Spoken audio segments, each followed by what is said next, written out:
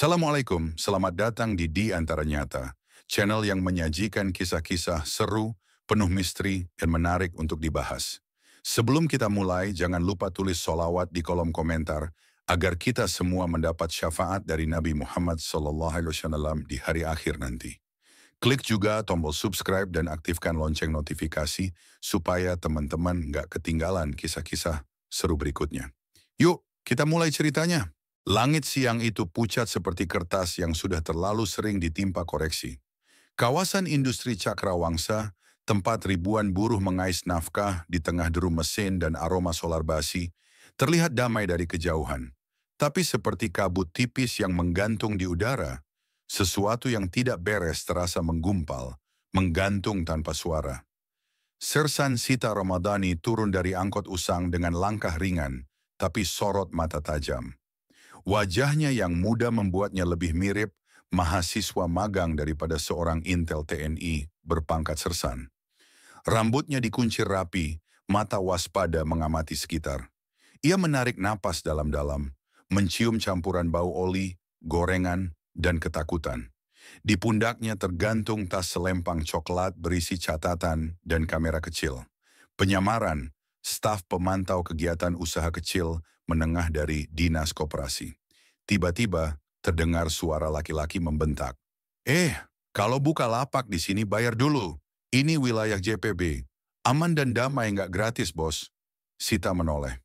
Seorang pedagang siomay tua tengah berargumen dengan tiga pria berbadan kekar, berseragam sudo militer dengan emblem ormas Garuda Peduli Bangsa, GPBD. Salah satu dari mereka, tinggi besar dengan bekas luka di pipi kiri, menyambar termos siomay dan melemparnya ke aspal. Gua kasih diskon loh, cuma 50.000 sebulan. Lu pikir negara bisa jamin keamanan dagangan lo tiap hari?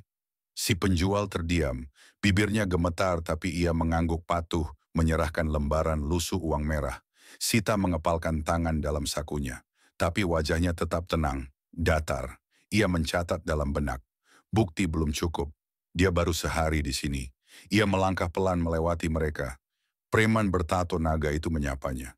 Ibu Dinas, mau kita bantu jaga keamanan juga? Sita tersenyum tipis. Tenang saja bang, saya lebih takut slip gaji kosong daripada begal. Tawa kecil pecah, tapi sinis. Mereka membiarkannya lewat. Di balik kacamata hitamnya, mata Sita memindai wajah-wajah mereka. Satu demi satu, merekam dalam memori. Di benaknya, suara masa kecil bergema. Suara ayahnya saat diintimidasi oleh ormas saat menolak iuran keamanan. Nak, diam saja. Jangan ikut campur. Mereka bisa bikin warung bapak tutup. Sore itu Sita masuk ke sebuah warung kopi kecil. Ia memesan kopi tubruk dan duduk di pojok, menyalakan perekam suara di bawah meja. Di seberangnya duduk Pak Wawan, seorang mandor pabrik logam tua yang dipanggilnya untuk wawancara. Pak, saya cuma ingin tahu, ada berapa banyak usaha yang merasa terganggu dengan kehadiran Ormas GPB? Pak Wawan tertawa getir. Mbak Yu, kita di sini kalau nggak bayar, besok pagi rolling door bisa digembok orang. Polisi? Hahaha.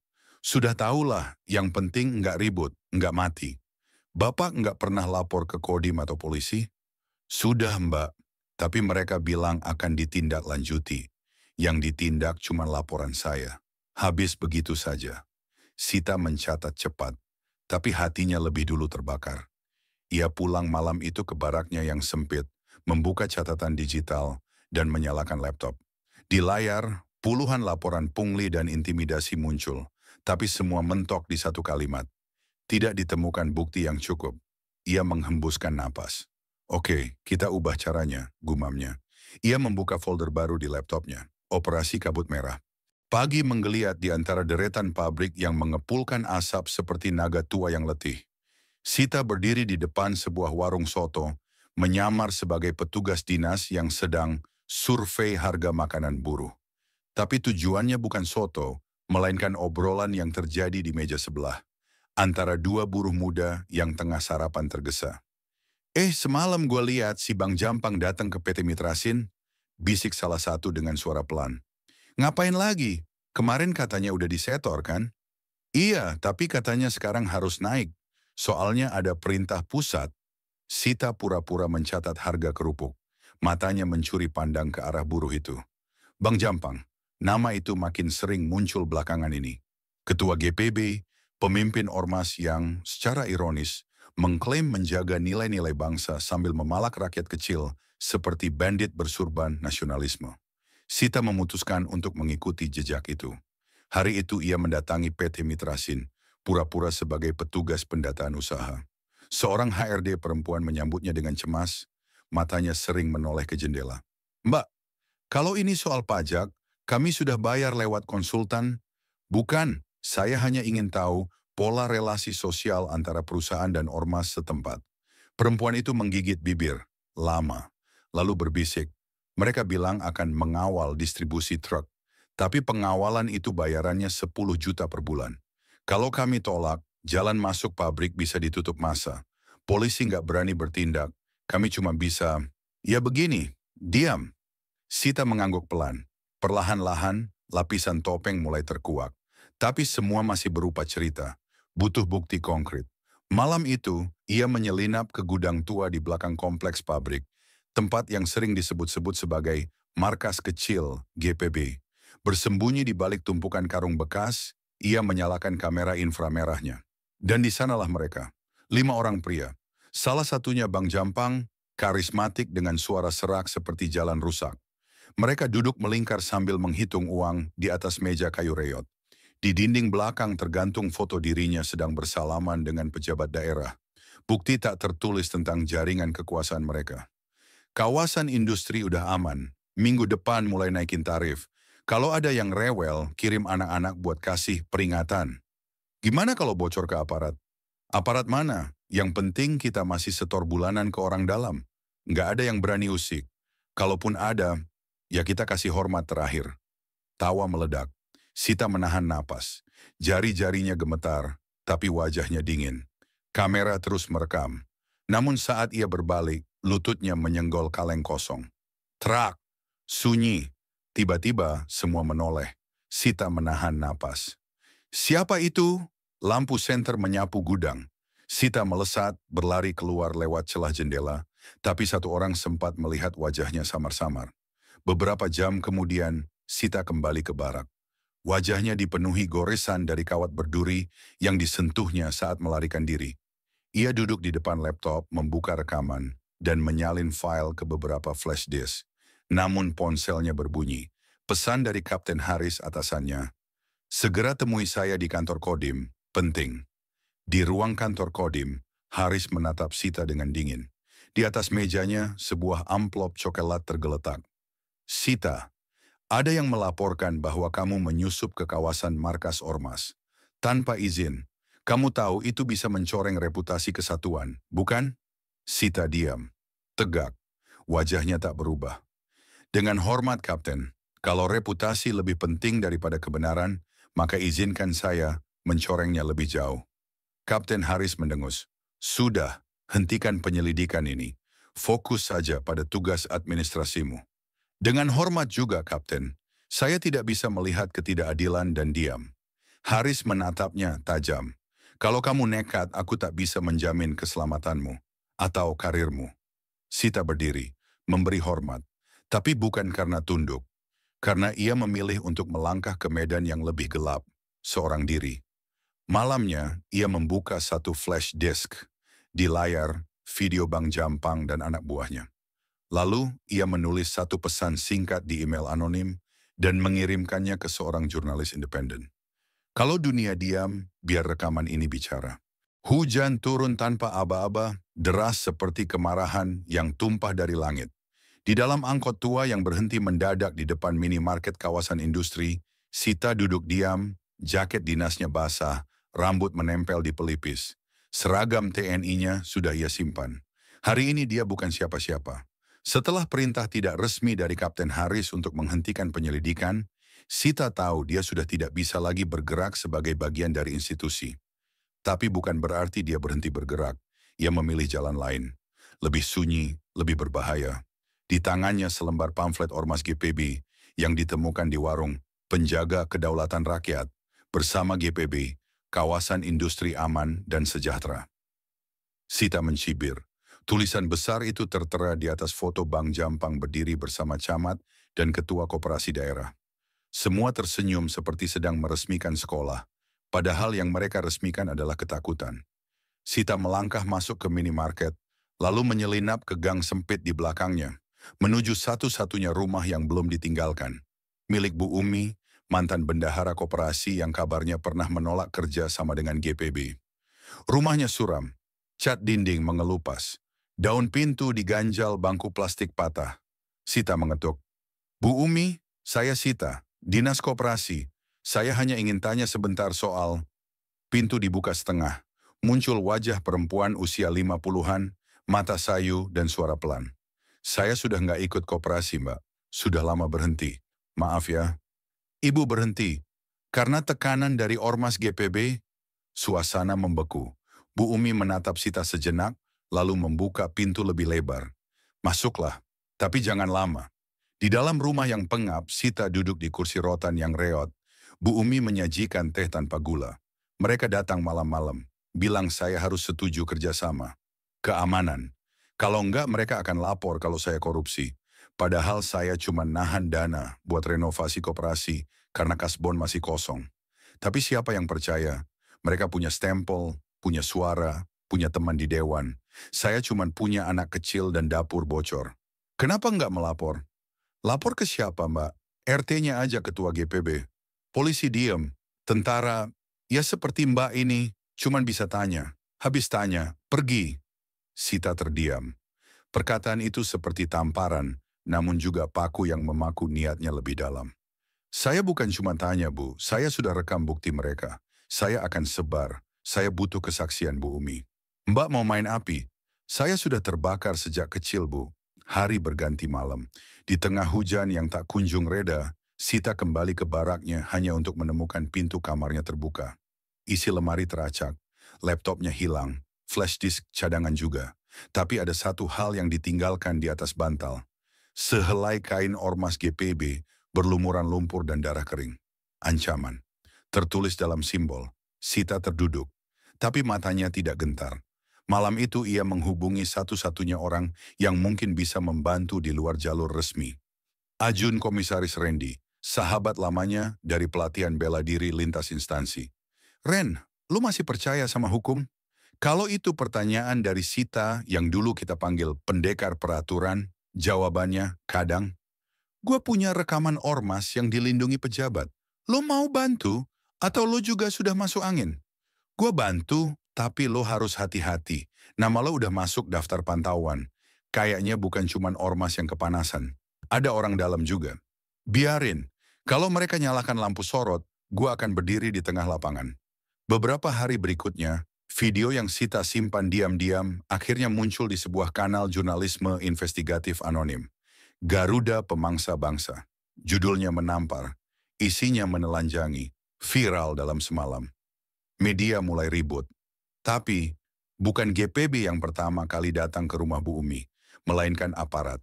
Berseragam, mereka menggiring Bu Umi dengan tuduhan fitnah. Menyebarkan hoaks. Di layar berita, wajahnya dikaburkan. Tapi Sita tahu, GPB sedang melawan balik. Dan mereka tak sendiri. Dalam gelap kamarnya yang kosong, Sita berdiri di depan cermin. Ia mengenakan kembali seragam hijaunya, menyematkan emblem kecil di dada.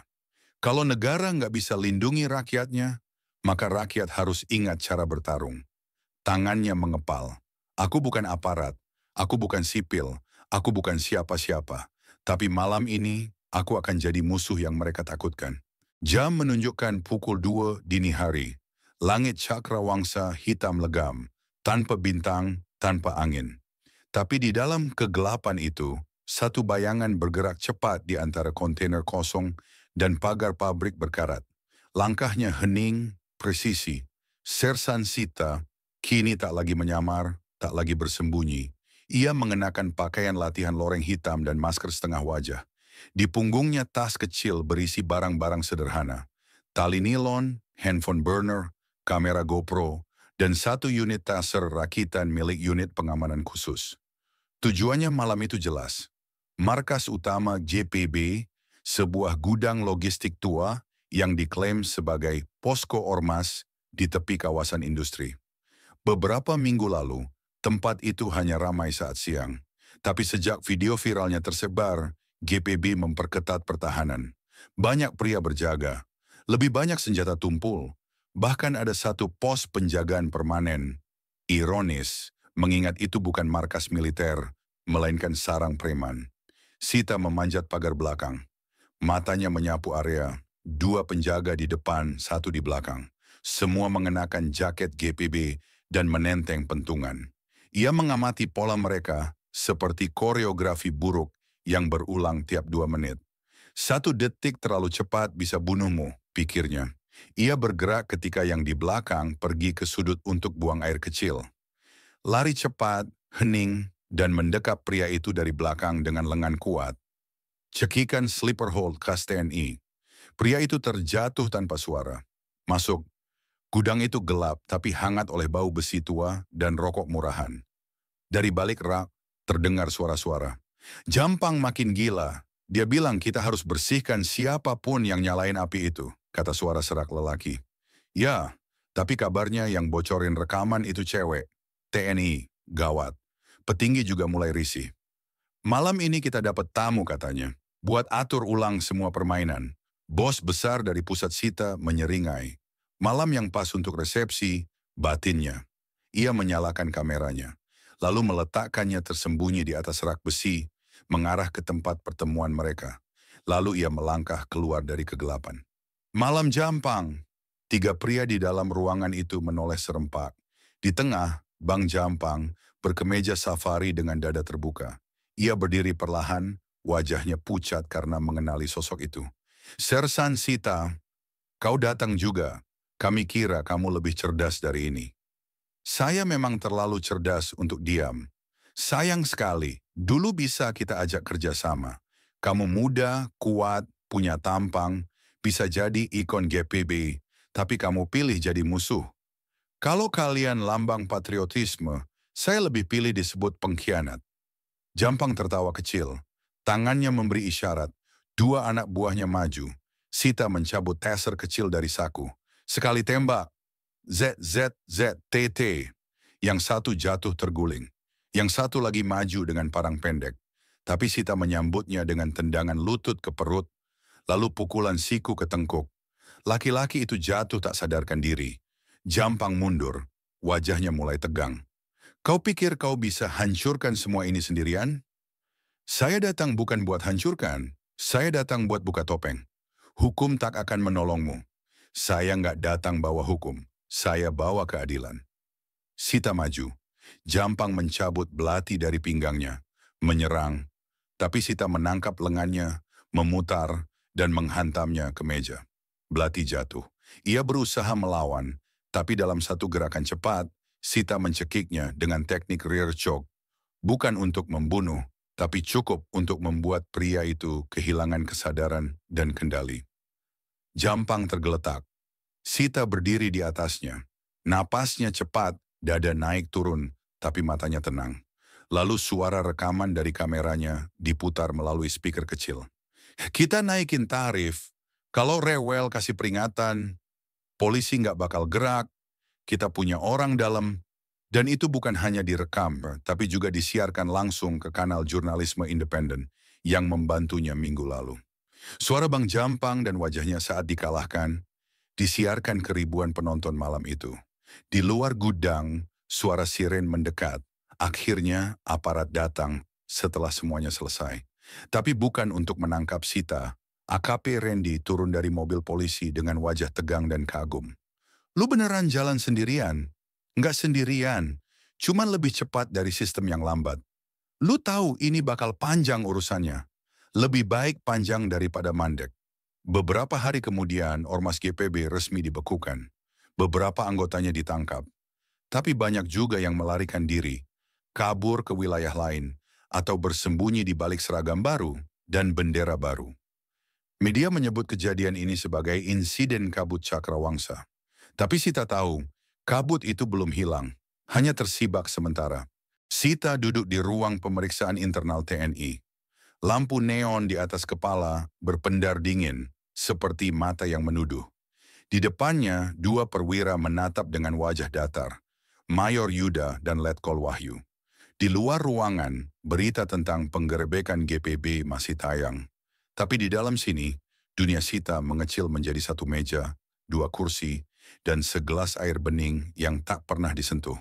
Mayor Yuda, Sersan Sita, tindakan Anda di luar jalur komando. Anda menggunakan perlengkapan militer untuk operasi pribadi. Anda menyebarkan rekaman ke media sipil tanpa koordinasi. Sita, tenang. Saya bertindak setelah jalur komando saya dinyatakan tidak bisa menindaklanjuti.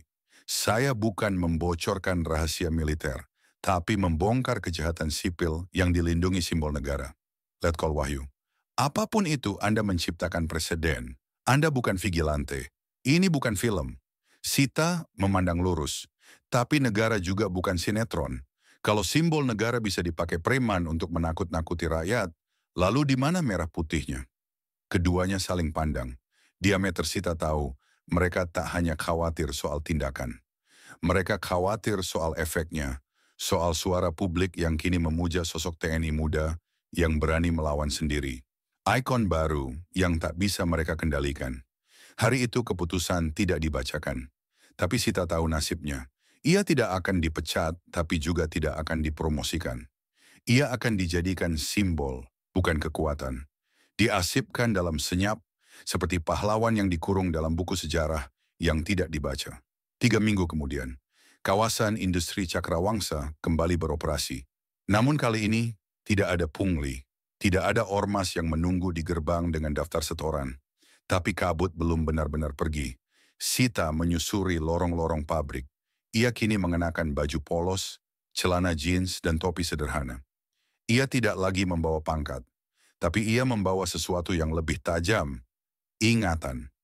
Ia menemui Bu Umi yang kini mulai kembali membantu koperasi. Mereka duduk di teras, minum teh, dan menatap anak-anak yang bermain bola di jalan. Bu Umi, saya pikir kamu akan pergi ke Jakarta, dapat penghargaan. Sita tersenyum kecil. Saya nggak butuh panggung. Saya cuma butuh tempat di mana anak-anak nggak diajar bahwa hukum bisa dibeli. Bu Umi, tapi kamu tidak bisa lakukan semua ini sendiri terus-menerus. Sita, saya nggak sendiri. Saya cuman yang pertama berisik. Malam hari Sita berdiri di atas balkon kecil kontrakannya. Ia menatap bendera merah putih yang digantung di depan rumah-rumah warga. Lalu dari sakunya, ia mengeluarkan emblem kecil, lambang TNI yang pernah ia sematkan di dada. Ia menggenggamnya. Darah dan bendera bukan hal yang sama, pikirnya. Satu bisa tumpah. Yang satu harus tetap tegak. Ponselnya bergetar. Sebuah pesan masuk dari nomor tak dikenal. Kami perhatikan caramu bertarung. Kami butuh orang sepertimu. Sita menatap layar itu lama. Lalu mengetik balasan singkat. Kalau ini untuk rakyat, bukan kekuasaan. Saya siap. Beberapa bulan kemudian, di kota lain, spanduk ormas baru mulai terpasang. Mereka datang dengan nama berbeda, warna berbeda, tapi isi dan bau kekuasaan yang sama. Dan di tengah keramaian itu, seorang perempuan muda berseragam pengunjung, duduk di warung kopi pinggir jalan. Ia menyimak, ia mencatat, ia belum selesai. Siang yang panas membakar aspal kota pesisir bernama Goranti. Daerah industri yang berkembang cepat seperti tumor tanpa kendali. Bangunan-bangunan logistik naik tanpa izin. Jalan-jalan rusak namun penuh kendaraan pengangkut. Dan di antara semua itu, bendera ormas baru berkibar dengan gagah, menyandingkan kata pengabdian dan pengamanan dalam satu kalimat kabur. Ormas Patriot Nusantara Sejati, PNS, nama yang terdengar patriotik, tapi metode mereka masih klasik. Pungli berkedok sumbangan keamanan, intimidasi terhadap pedagang kecil, dan perlindungan ala mafia terhadap pengusaha lokal. Dan kini mereka mulai merambah sekolah dan masjid dengan program pembinaan karakter bangsa. Namun kali ini, mereka mendapat tamu yang tak diundang. Di sebuah pasar malam Goranti, seorang pria berbadan besar berseragam ormas PNS sedang menagih biaya jaga lapak. Preman, 50.000 semalam bang, ini buat jaga keamanan. Kalau nggak mau, bisa aja gerobaknya hilang besok. Penjual jagung bakar itu terdiam, tangannya menggenggam dompet dengan ragu. Lalu terdengar suara pelan dari seorang pengunjung yang sedang duduk di bangku plastik, mengenakan sweater abu-abu dan celana lapangan. Sita, jaga keamanan, tapi justru kamu yang bikin orang takut. Preman itu menoleh. Apa lo mbak?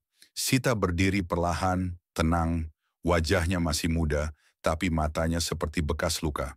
Penuh tahu, penuh luka, dan tanpa ilusi. Sita, dulu saya percaya lambang bisa menyelamatkan orang. Tapi sekarang saya tahu, yang bisa menyelamatkan cuma keberanian untuk bilang cukup. Preman tertawa pendek, lalu berjalan mendekat. Nih orang sok pahlawan. Mau main film? Enggak, saya udah jadi film buat banyak orang. Sekarang saya mau jadi cermin buat kamu. Pria itu mencoba mendorong Sita. Salah besar. Dalam satu gerakan, Sita memutar tangannya, menjatuhkannya ke tanah, dan menekuk lehernya dengan cekikan lengan yang presisi. Tidak untuk membunuh, tapi cukup membuatnya menggeliat seperti ular lumpuh. Kerumunan mulai menatap. Kamera ponsel diangkat. Anak-anak pasar bersorak. Beberapa pedagang bertepuk tangan. Sita, preman itu bukan soal senjata, tapi soal siapa yang cukup nyaman menakuti orang tanpa rasa malu. Dan kalian, tatapannya menyapu kerumunan. Kalian harus berhenti nyaman jadi korban. Sunyi 1 jam, lalu suara dari dalam kios terdengar pelan. Kami selama ini diam, tapi sebenarnya semua takut, semua marah. Sita tegas. Rasa takut itu bukan dosa, tapi kalau dibiarkan, dia tumbuh jadi rantai. Hari ini kita potong 1, besok kalian yang harus potong sisanya. Beberapa jam kemudian, media lokal memberitakan, wanita tak dikenal melumpuhkan preman PNS di pasar. Video viral, komentar mengalir deras.